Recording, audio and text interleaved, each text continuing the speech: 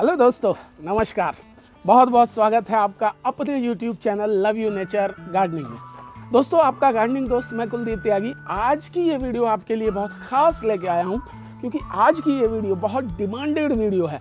बहुत सारे क्वेरीज, बहुत सारे क्वेश्चंस कमेंट्स मुझे आए हैं कि हम जो पौधे नर्सरी से लेके आए हैं, जो पौधे मैं आपको दिखा दे रहा हूँ, ये सब पौधे हम कुछ नर्सरी से लेके आए हैं। कुछ ये पौधे आप देख सकते हैं जो नर्सरी से हम प्लांट लेके आए हैं, जो हमने बीज से ग्रो किए हैं, छोटे सैपलिंग्स हैं। उनको अगर गमले में हम ट्रांसप्लांट कर रहे हैं, जिस समय हम उनको गमले में ट्रांसप्लांट कर रहे हैं, तो गमले की जो सॉइल है, जो मिट्टी है, वो किस तरह की बेहतरीन मिट्टी बन सकती है ताकि आपका पौधा हमेशा हरा भरा रहे, लश ग्रीन रहे, लगातार ग्रोथ करता रहे, बड़े बड़े फूल उस पे आए, बड़ी बड़ी फ्रूटिंग उस पे आए, और आपका जो गार्डन है वो गुलजार रहे, महकता रहे, चहकता रहे। तो हम आज की वीडियो में यही मैं आपको बताने वाला हूँ कि किस तरह की मिट्टी हम बनाएं। एक प्रोफेशनल मिट्टी, एक सर्वगुण संपन्न मिट्टी, सॉइल अपने गमले के लिए, कंटेनर के लिए, पॉट के लिए हम कैसे तैयार कर सकते हैं। तो आज की वीडियो में लास्ट तक देखिएगा दोस्तों, स्किप मत कीजिएगा। आज की वीडियो में मैं आपको बताने वाला हूं कैसे एक बेहतरीन पॉट, कंटेनर, पॉटिंग सॉइल आप तैयार कर सकते हैं। तो चलिए दोस्तों, मैं दिखाता हूं किस किस चीज़ की हमें ज़रूरत पड़ेगी, कितनी ज़रूरत होगी और कितनी मात्रा में हमें उसको मिक्स करना होगा, और कैसे हम अपने नर्सरी से लाए पौधों को या छोटे सैपलिंग्स को एक अच्छी हेल्दी सॉइल में लगा सकते हैं।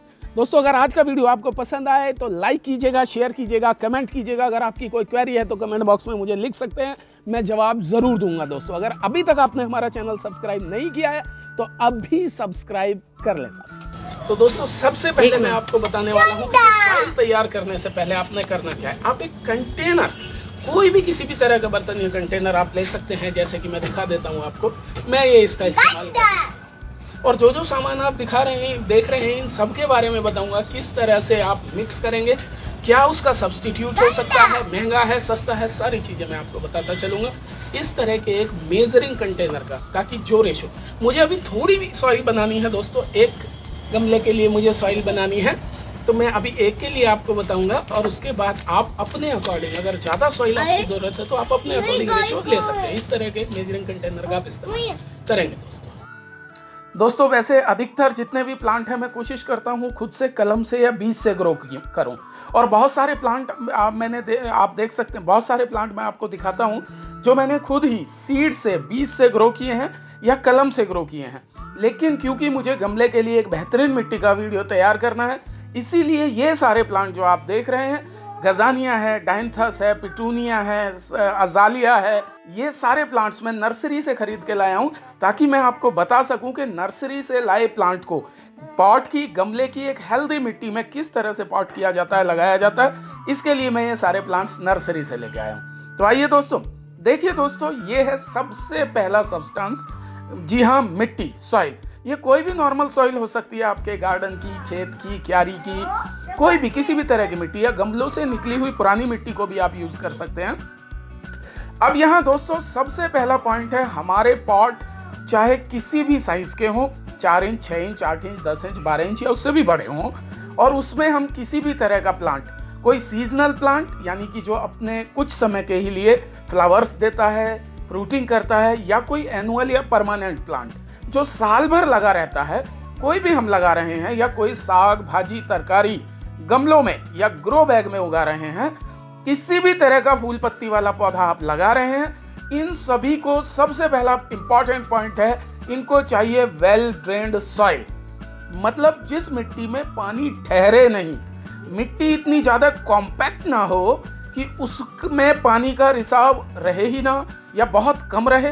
ध्यान रहे, नर्सरी से प्लांट जब आप लाते हैं तो प्लांट अधिकतर इसी तरह की मिट्टी में लगा होता है, चिकनी और डेंस सॉइल उसकी होती है, क्योंकि इस तरह की मिट्टी में नर्सरी वालों का खर्चा घटता है, लेकिन इस मिट्टी में प्लांट बहुत अच्छी ग्रोथ नहीं करता है। तो दोस्तों, लेना क्या क्या है अब मैं बताता हूँ। सबसे पहले आप लें ये नॉर्मल गार्डन सॉइल, सामान्य मिट्टी, आपके खेत क्यारी की हो, आप कहीं से खोद कर लाए हो, या गमलों की पुरानी मिट्टी हो। बस मिट्टी में ज़्यादा बड़े बड़े कंकर पत्थर ना हो, ये रूट तक, जड़ों तक पोषण को पहुँचने से रोकते हैं। प्लास्टिक की चीज़ें या टुकड़े, कांच के टुकड़े, पॉलीथीन, पिन्नी वगैरह ध्यान से पहले ही अलग कर दें।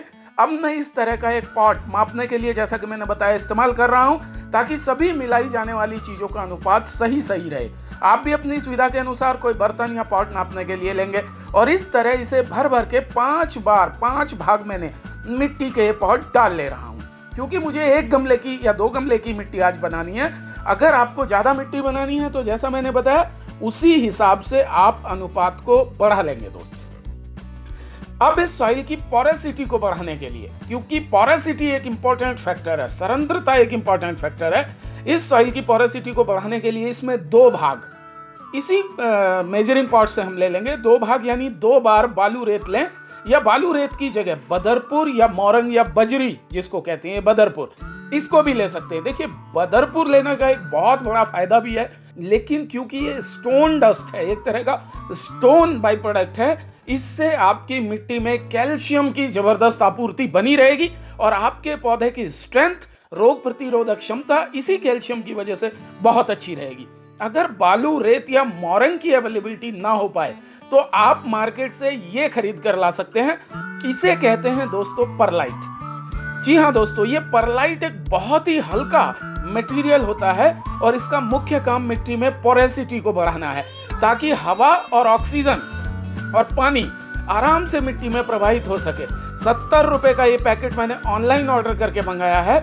आप अपनी जरूरत के हिसाब से कम या ज्यादा भी मंगा सकते हैं और सस्ते रूप में बदरपुर, मोरंग या रिवर सैंड बालू रेत का इस्तेमाल कर सकते हैं। बस बालू रेत से गमले की मिट्टी का वजन थोड़ा ज्यादा हो जाएगा और परलाइट मिलाने से वो काफी कम होगा।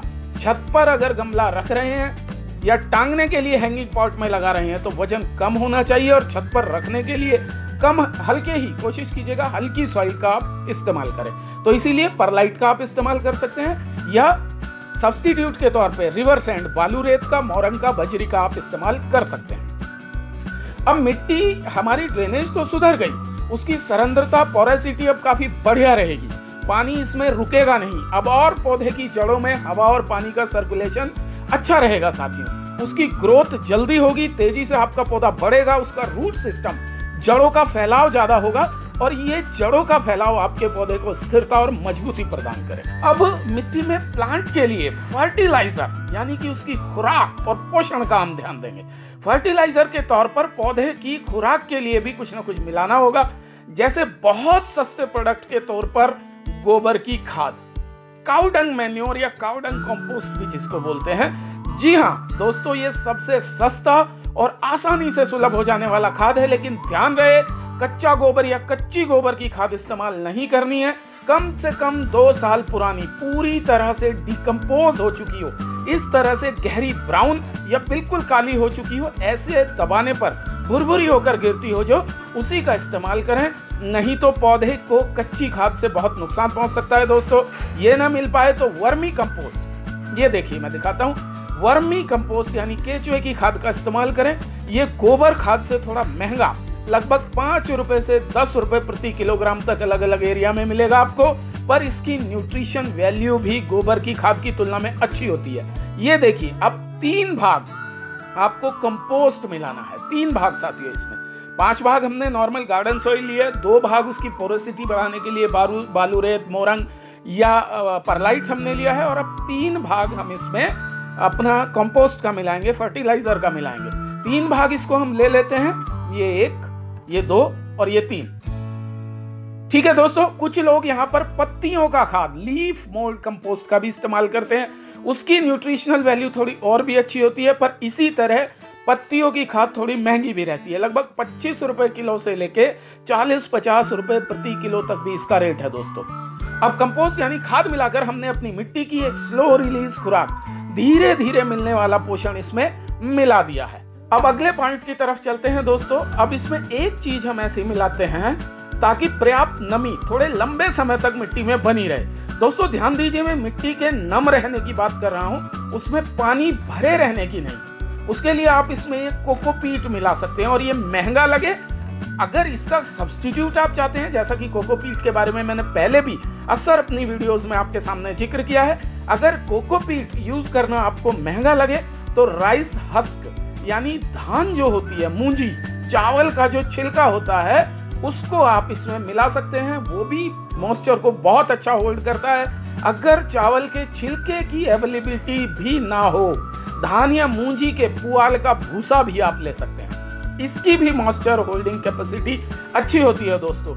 और अगर ये भी ना मिले तो आप इस तरह से सामान्य लकड़ी का बुरादा, देखिए साथियों मैं दिखा देता हूँ, ये वुडन चिप्स हैं, लकड़ी का बुरादा भी आप इस्तेमाल कर सकते हैं, इसकी भी मॉइस्चर होल्डिंग कैपेसिटी बहुत अच्छी होती है। साथ ही साथ ये मिट्टी में पोरेसिटी को बढ़ाता है और कुछ समय बाद डिकम्पोज होकर एक बहुत अच्छे फर्टिलाइजर का काम करता है, जिसमें सभी तरह के माइक्रो और मैक्रो न्यूट्रिएंट आपके पौधे को मिलते रहेंगे। तो लकड़ी के बुरादे का इस तरह से भी आप इस्तेमाल कर सकते हैं। और अगर ये भी आपको अवेलेबल ना हो तो सब्स्टिट्यूट के तौर पर सामान्य भूसा जो पशुओं और मवेशियों को खिलाया जाता है, आप इसका इस्तेमाल कर सकते हैं। उसी मेजरिंग पॉट से देखिए मैंने ये लिया दोस्तों। अगर आप चाहें तो इसको अवॉइड भी कर सकते हैं। जो पहली 3 सबसे महत्वपूर्ण चीजें, मिट्टी, रेत और कंपोस्ट खाद, केवल इन 3 चीजों से भी एक बेहतरीन सॉइल मिक्सचर आप बना सकते हैं। लेकिन अगर अवेलेबल है तो ये भी आप मिला सकते हैं। अब लास्ट में इसमें थोड़ी फंगीसाइड, ये देखिए दोस्तों, इसका यूज करना बहुत ज्यादा जरूरी है। अब लास्ट में इसमें थोड़ी फंगीसाइड, ये साफ बोवस्कीन या इस तरह से भी आप देख सकते हैं स्टिक्सर, कोई भी कॉन्टैक्ट फंगीसाइड किसी भी कंपनी का आप ले सकते हैं। ये मैं लगभग कितना ले रहा हूं, अगर आपकी मिट्टी ज्यादा है, ये देखिए दोस्तों, अगर आपकी मिट्टी ज्यादा है तो उसी हिसाब से थोड़ा बढ़ा लेंगे, बहुत ज्यादा भी मिलाने की जरूरत नहीं है दोस्तों। अगर फंगीसाइड की अवेलेबिलिटी ना हो तो दालचीनी का पाउडर आप इस्तेमाल करें और साथ में ये थोड़ी हल्दी, ये देखिए टर्मरिक पाउडर जिसको बोलते हैं, साथ में थोड़ी हल्दी भी अपनी मिट्टी में मिक्स कर लें। दोस्तों ये टर्मरिक पाउडर, ये देखिए दोस्तों, इस तरह से हम हल्दी या टर्मरिक पाउडर भी अपनी मिट्टी में मिक्स कर सकते हैं। अगर मिल सके तो इसमें 1/4 भाग राख, लकड़ी की हो या कंडे की हो, कोयले की हो, कोई भी किसी भी तरह की राख, ऐश जिसको बोलते हैं, आप मिला लीजिए। अगर मिलती है तो बहुत अच्छी बात है, नहीं मिलती है तो कोई बात नहीं, बाद में जिस समय हम नराई गुड़ाई करेंगे उस समय मिला लेंगे दोस्तों। मैंने मिला ली है, मेरे पास है। अब सारे मिश्रण को अच्छे से खूब मिला लीजिए, कई बार मिक्स कर लीजिए और इसका एक यूनिफॉर्म मिक्सचर आप तैयार कर लीजिए। और अब अपने सभी ऐसे गमले या पॉट जिनमें आप डालिया, पिटूनिया, पेंसी, सैल्विया, मनी प्लांट, हार सिंगार, पारिजात या कोई और भी प्लांट लगा रहे हैं तो इस मिट्टी का इस्तेमाल करें।